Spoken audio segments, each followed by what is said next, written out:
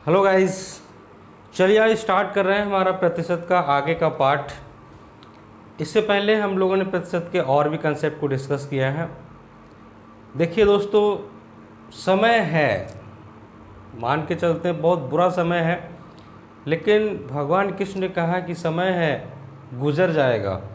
ठीक है, जस्ट आप पैसेंस बांध करके रखिए, घर पर रहें, सेफ रहें, सुरक्षित रहें, अपनों का ख्याल रखें, खुद का ख्याल रखें। अभी बाहर निकलने का समय नहीं है, आप घर पर ही रहें, मैं बस इतना ही कहना चाहूँगा। लेकिन सबसे बड़ी समस्या उन लोगों के साथ खड़ी हो जाती है मेरे प्यारे दोस्तों, जिन लोगों को रोज़ कमा के खाना होता है। ठीक है, उनके साथ बहुत बड़ी समस्या हो जाती है। तो जितना अब हो सके, जैसे हो सके, एक दूसरे का साथ दें। ठीक है, और एक रियल हीरो बनने का जो मौका है, जो ठीक है, उसको आप रिप्रेजेंट करें, अगर आप सक्षम हैं तो ज़रूर। ठीक है, चलिए आइए स्टार्ट कर रहे हैं हमारा प्रतिशत का आगे का पार्ट। इस पार्ट में हम बात करेंगे भिन्न प्रतिशत की दर, यानी कि किसी क्वेश्चन में अगर आपके पास प्रतिशत का जो दर है, यानी कि जो रेट है, अगर वो भिन्न में दे दिया जाए तो उस प्रकार के क्वेश्चंस को कैसे सॉल्व किया जाता है। तो सबसे पहले तो हम ये बात करेंगे कि किसी को भिन्न अगर आपके पास है तो उसको हम प्रतिशत में कैसे बदलें, और अगर कोई प्रतिशत है तो उसका भिन्न का मतलब क्या होता है। ये इन सारी चीज़ों के ऊपर पहले हम बात करेंगे, फिर हम बताएंगे कि कैसे आप उसका प्रयोग कर सकते हो क्वेश्चंस में। ठीक है, फिर ये हमको आपको जो है बताएंगे। ठीक है, देखिए एक एक करके समझना, हर एक चीज़ को डिस्कस करते हुए बढ़ेंगे। जैसे 1/2 है, तो 1/2 का मतलब क्या होता है बच्चों? 1/2 का मतलब होता है 50%। ठीक है, यहाँ से लेकर के कम से कम 1/25 तक आपको हर एक को याद रखना है। 1/2 का मतलब क्या हो गया? 50%। कैसे आया 50%? चलो इसको भी समझ लो कि कैसे आया 50%। तो आप जानते हैं कि किसी भी भिन्न को प्रतिशत में बदलने के लिए उसको 100 से क्या करना होता है? गुना। किसी भी भिन्न को प्रतिशत में बदलने के लिए उसको 100 से गुना करना होता है। तो जब आपने इसको 100 से गुना किया और आपने इसको जब कट किया तो आपके पास आंसर क्या है? 50%। ठीक है, ऐसे करके, यानी कि 50% है तो आप 1/2 लिख सकते हो, और 1/2 है तो आप 50% लिख सकते हो। ठीक है, उसी प्रकार से अगर हम बात करें 1/33 का, तो 1/33 बोल रहा हूँ, 1/3 का, तो 1/3 का मतलब क्या है? 1/3 को फिर आप 100 से गुना करोगे, फिर 3 से भागा दोगे, तो इसका मतलब क्या होता है? इसका मतलब होता है 33 सही 1/3%। ठीक है, 33 सही 1/3%, या फिर 1/3 को अगर आपको 33 सही 1/3% लिख रहे हो तो 33 सही 1/3% को आप 1/3 लिख सकते हो जब आपको ज़रूरत पड़ेगी उस समय। कभी कभी क्वेश्चन, क्योंकि ऐसे जब प्रतिशत आ जाते हैं ना, जब ऐसे प्रकार के आपके पास प्रतिशत का दर आ जाता है क्वेश्चन में, तो क्वेश्चन इजी होकर के भी डिफिकल्ट हो जाता है। ठीक है, 10%, 20%, 30% वाले क्वेश्चंस तो आराम से बन जाते हैं। अब वही क्वेश्चन जो आप आराम से कर पा रहे हो, उसी क्वेश्चन में अगर प्रतिशत की दर भिन्न में घुसा दी जाए तो क्वेश्चन थोड़ा डिफिकल्ट बन जाता है। और कॉम्पिटिटिव एग्जाम में तो आप ऐसा मान के चलिए कि भिन्न वाले प्रतिशत की दर से उन लोगों को प्यार होता है, तो वो उसी रेट को घुसा देते हैं। आयोग खास करके इन सभी चीज़ों से बहुत लगाव रखता है। इजी क्वेश्चंस रहता है, उसको टफ बनाने के लिए वो ऐसा कुछ कर देते हैं। ठीक है, सेम उसी प्रकार से अगर हमारे पास 1/4 है तो 1/4 का मतलब क्या हो गया? ठीक है, 25%। 1/4 का मतलब होता है 25%। ठीक है, अगर हम बात करें 1/5, तो 1/5 का मतलब होता है 20%। सबको 100 से गुना करो, 1/4 को 100 से गुना करोगे 25 आएगा, 1/5 को 100 से गुना करोगे तो 20 आएगा।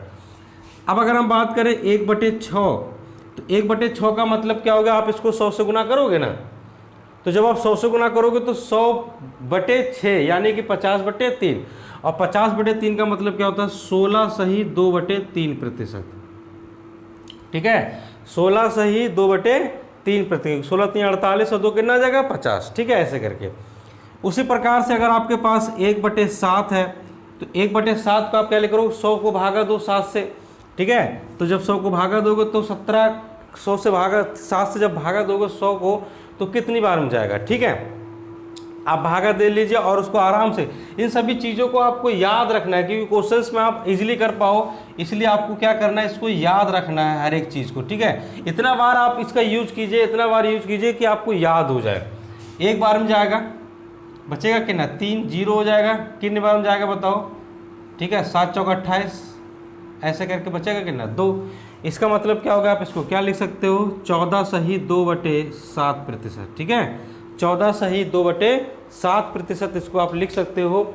इसी तरह आपको कहाँ तक जाना है, इसी तरह आपको याद रखना है, कहाँ तक, 1/25 तक आप याद रखेंगे। उसी प्रकार से अगर मान के चलिए आपको 1/8 को लिखना है, तो 1/8 को आप क्या लिखेंगे, 1/8 को आप भागा दे दीजिए 100 से, 100 को भागा दे दीजिए तो कितना आ जाएगा, आपके पास आ जाएगा 25/2, और 25/2 का मतलब क्या होता है, 12.5, यानी कि 12 सही 1/2%, ये हो जाता है 1/8 का मतलब।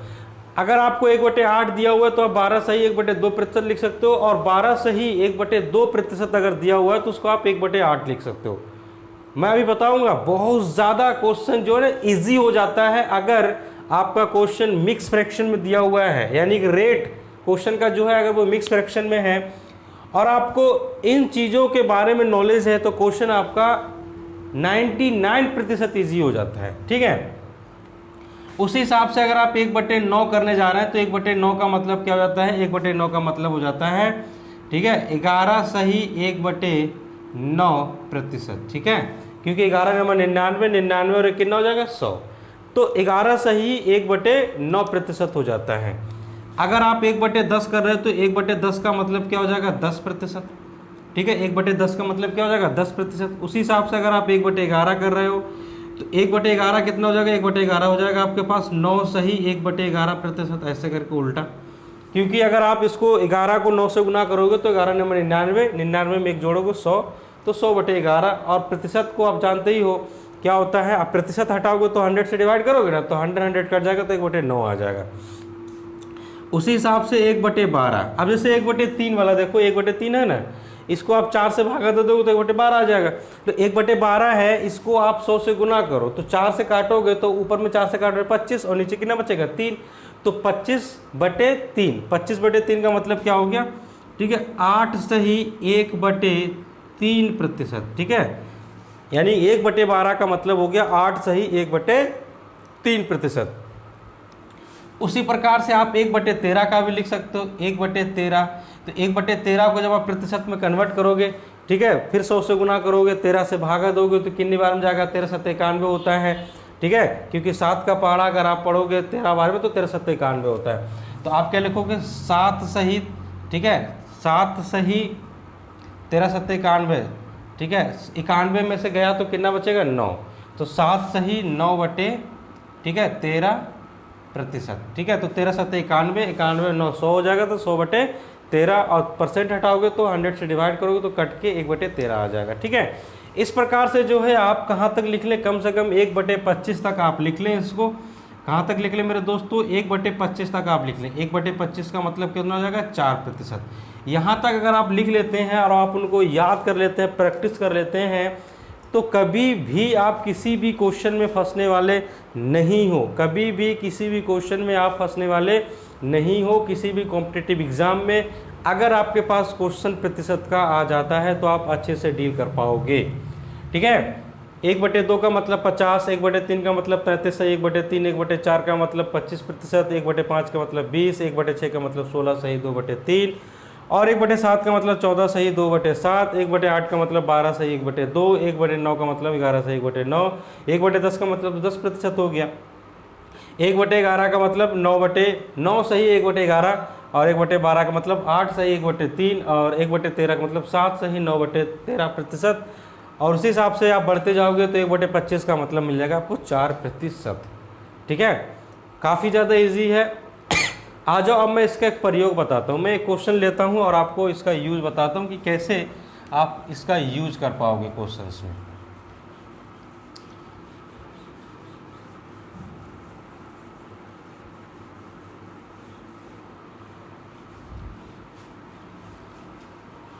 काफ़ी ज़्यादा इजी हो जाते हैं क्वेश्चंस। देखिए, एक क्वेश्चन है हमारे पास, सपोज क्या क्वेश्चन है, जैसे ए की आय बी की आय से, ए की आय बी की आय से, ठीक है, ए की आय बी की आय से कितना ले लेता हूँ मैं, 9 सही 1/11 प्रतिशत क्या है, अधिक है, ठीक है, अधिक है। समझिए ए की आय बी की आय से 9 सही 1/11 प्रतिशत अधिक है। तो क्वेश्चन यहाँ पर पहला है क्या, पहला ये रहेगा कि ए की आय बी की आय का कितना प्रतिशत है, ए की आय है ना, बी की आय का ठीक है कितना प्रतिशत है, ठीक है, एक ये है। दूसरा ऐसा मान के चलते हैं, ठीक है, दूसरा लेते हैं कि बी की आय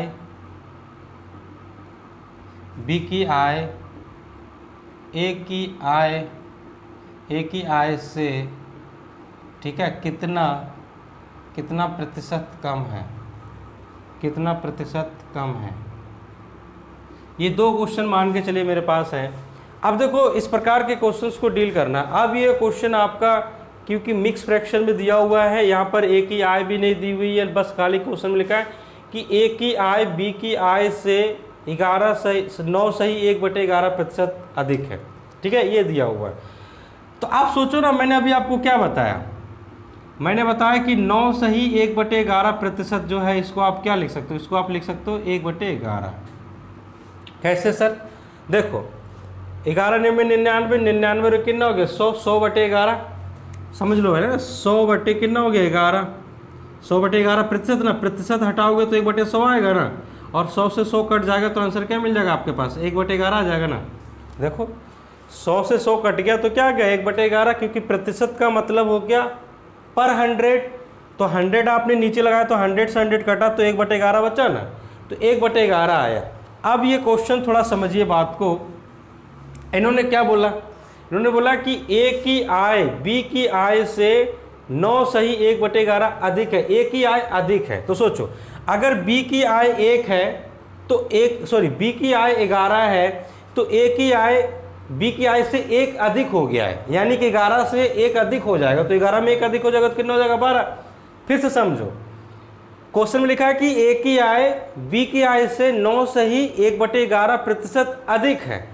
तो अगर बी की आय 11 है तो ए की आय 1 अधिक हो जाएगी उससे, क्योंकि ऊपर में 1 है ना, 1 अधिक हो जाएगा तो कितना हो जाएगा 12।